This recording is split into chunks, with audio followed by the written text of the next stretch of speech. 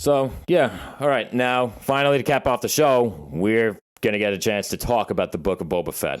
Now, for those of you who don't Hmm. know, following the events of Return of the Jedi and The Mandalorian, bounty hunter Boba Fett teams up with mercenary Fennec Shand to claim the turf of Jabba the Hutt on Tatooine. And now, of course, the series finale debuted this past week. And, we're going to talk a little bit with, non-spoilers first, and then, move into the more spoiler-heavy section of the review. Mm-hmm. Overall, I did like what they did with the Boba Fett character when it was actually focused on him. Mm-hmm. Tamura Morrison is terrific as Boba Fett. He's very charismatic. He's very stern. I was really rooting for him. And I do feel like overall they did redeem him from the original trilogy. Because there's one thing that I always felt that when it came to Boba Fett in the original trilogy, it was he's this badass bounty hunter. But at the same time, I don't remember a lot of memorable scenes with him. Yeah, exactly. He was very much there, and they kind of tossed him away. When he got into the pit.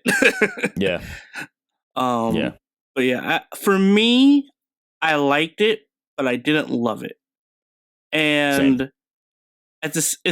and to me, that's also disappointing. Which means I was a bit also disappointed in the show because of one of the things you said, that when when it was focused on Boba Fett, there were some aspects of it I was enjoying. I liked some of the beginning. I liked really seeing another culture on Tatooine and really embodying ourselves, the viewers, with him on this journey, being in this other area. Sometimes it did feel a bit repetitive, and it was still going back and not moving forward in certain ways. Mm-hmm. In other times, I think it settled a bit too long.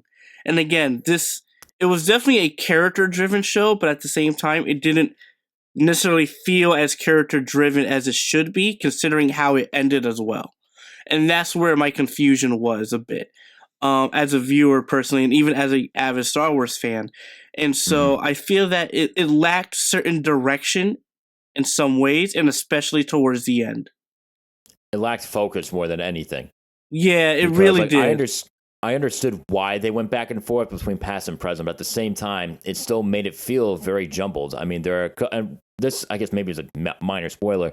There's an episode or even two of the show where Boba Fett is either barely seen at all or not seen at all, and I'm like, I thought this was the Book of Boba Fett. Yeah, exactly. And so I was, it's not that I didn't hate it. No, I didn't either. again, it's like I like certain aspects, but I wish I loved it. That's the thing. And even in the last three episodes, I really did like, but not because of Boba Fett, which is the unfortunate thing. Yeah, which again we'll get into a little bit later, but again, it's very strange. I'm kind of a mixed bag on the show. I was a bit I did like it overall. I did care about what happened. It kept my interest. The visuals, by and large, look really good. There was an action scene or two where I'm like, this doesn't feel as energetic or kinetic as I would expect. But there are other action sequences towards the end that I felt were really, really cool, really well done. But yeah, also I did like the music too. Even though it's not as memorable as The Mandalorian, I did like Boba Fett's theme in this show. Oh yes, I really did like the theme. The music I really enjoyed. That's one thing I really like about Book of Boba Fett was actually some of the music and even the theme of it. And I was like, I kind of like it more than Mandalorian in certain aspects, just because of it felt almost primal, and I like that. Yeah. So I don't know. Like I said, what do you think of the other characters in the show too? There are a couple that I did like. I like Chrysanthemum, the ill-tempered Wookiee. The first time he comes in, I'm like, oh shit! This guy's gonna fuck shit up. He's gonna fuck shit up. He's, I always wondered what would happen if there was a character in the show that's a bit more ill-tempered, didn't have the nicest demeanor. Obviously Chewbacca, you knew that if you mess with Chewbacca, he'd mess you up. But he was still more, he was still warmer. He was still more approachable. Whereas Chrysanthemum in this show, he's he's the opposite, which I really thought was interesting. Yeah, I mean, some of the I like really, it was two characters I really enjoyed. It was Fennec Shan, because I Same. mean, I was, saw her in Rep Clone Wars, and she was great in that. So it's great to see live action of her. I liked her. I liked the other Chewbacca looking character. I can't believe I forgot his name.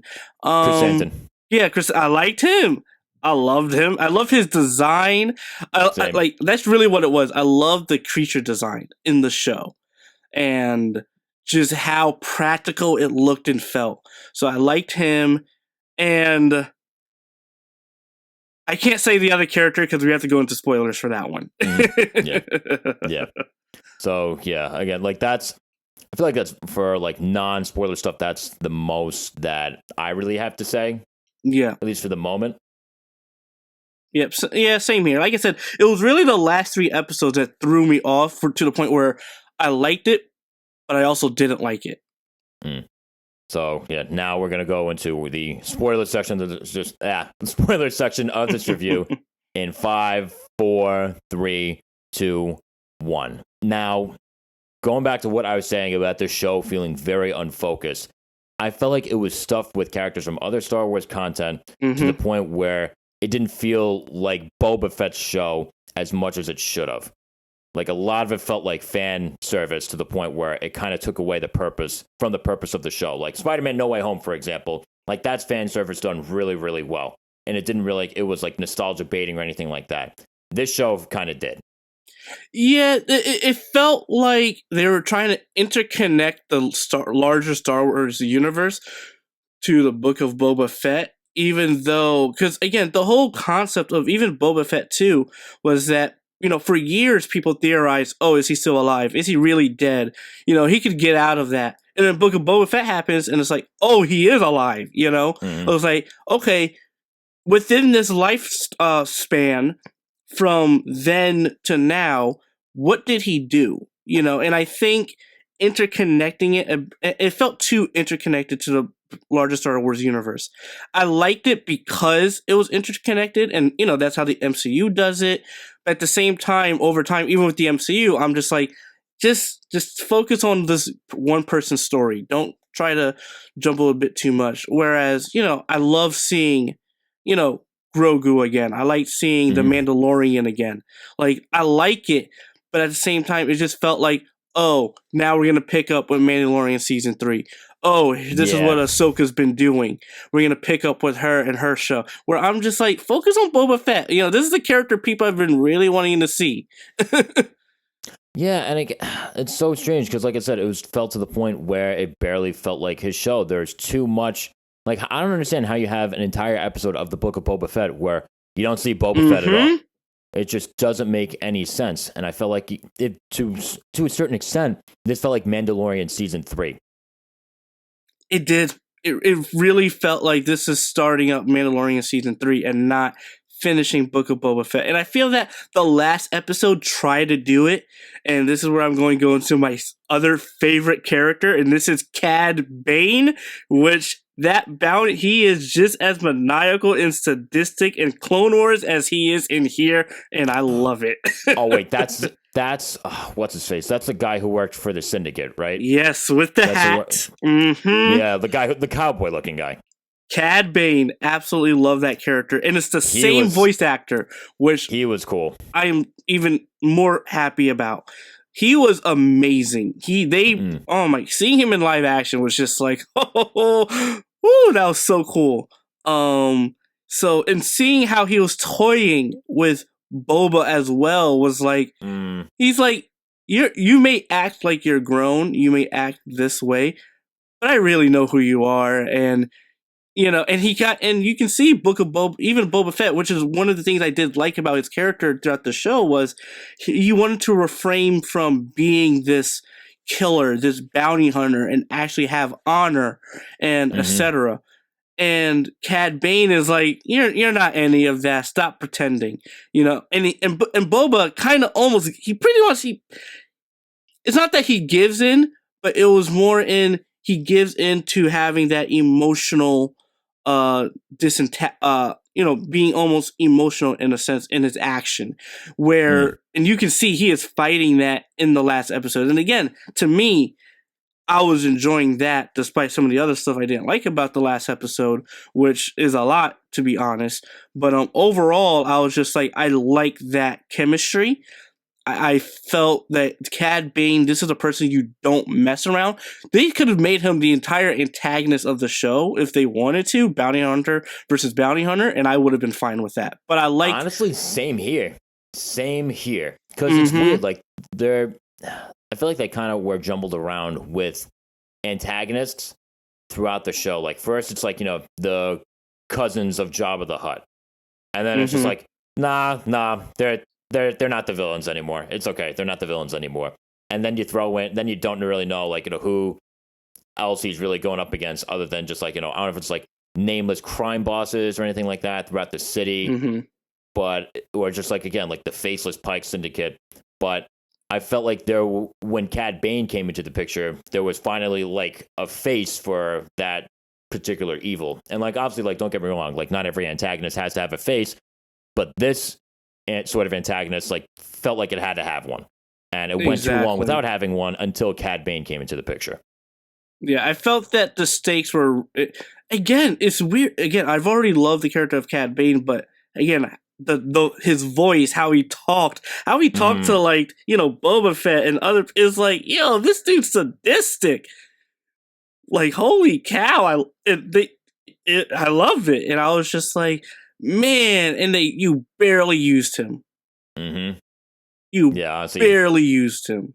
You just scratched the surface. So the only other angle I could think of is that like okay, you barely used him. You're building up to him. But it's just like again, like why waste time with the other villains too?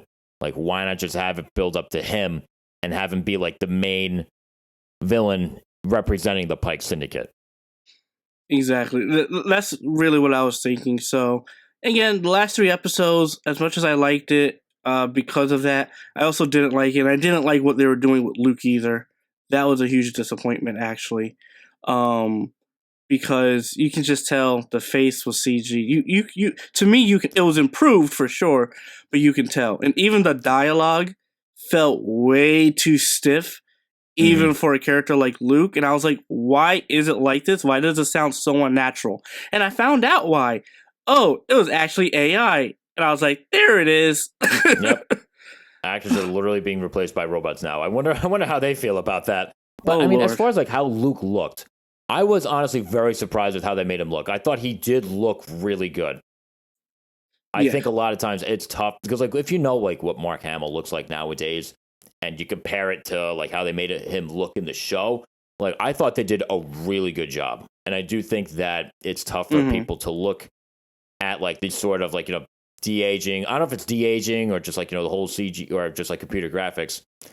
And I think the comparison at times can be jarring, but like I really thought about him, like holy shit, like he looks very much like he did in Return of the Jedi, which I thought was crazy. So they did that a lot better than I thought they were going to. That being said, I do feel like they spent a little too much time with him too. Like again, I get it, it's Luke Skywalker, but going back to what I was saying before about the whole nostalgia baiting thing, like that's what I felt like they were doing with him too. Yep, exactly. And it feels like and again, this is it feels like Star Wars is trying to be the MCU, where they want to interconnect everything and make it detailed as possible, which, okay, is cool, but like don't stray away from like a show when you have the last 3 episodes barely being on Boba Fett, only for the last one to really try to be on it. And even how they killed off, I guess, the villain, really, one of the, the Pikes, I was just like, really? This is how you're going to end things? Like that felt a little too quick too. Oh my gosh. Like I said, the last episode was, I wasn't too big on. It was just one of those things where like, okay, with how they take out the head of the Pike Syndicate, I'm like, okay, this felt a little too quick. It felt a little too easy. And it felt like something that could have been done earlier in the show and they would have saved a lot of conflict for themselves. So it just didn't make a lot of sense. Yeah, it didn't. This was a show I was just a bit. I wish I loved, and I wish I really liked it. That's the thing. And again, it just felt like they're building up to something. I kind of already expect what they're building up to, which is but I rather want to wait and see if I'm right in that theory, because it's just a theory, even though I think certain things that are happening within another show kind of shows that they are. But we'll have to wait and see. Yeah. So overall, what did you all think of the Book of Boba Fett? Did it actually feel like the Book of Boba Fett? Did it feel like The Mandalorian Season 3? Did it feel like Star Wars Episode 7A or whatever, like Episode 12, whatever, leave your thoughts in that comment section. And just like that's all we got for you today. Don't forget to like, follow, share, subscribe, and hit the bell to get all notifications, whether you're on Apple Podcasts, Pandora, YouTube, and so much more. If you want to help out the show, please just give us a 5-star review on whatever platform you can. And join us next week for our series review of Peacemaker. We'll see you then. Adios.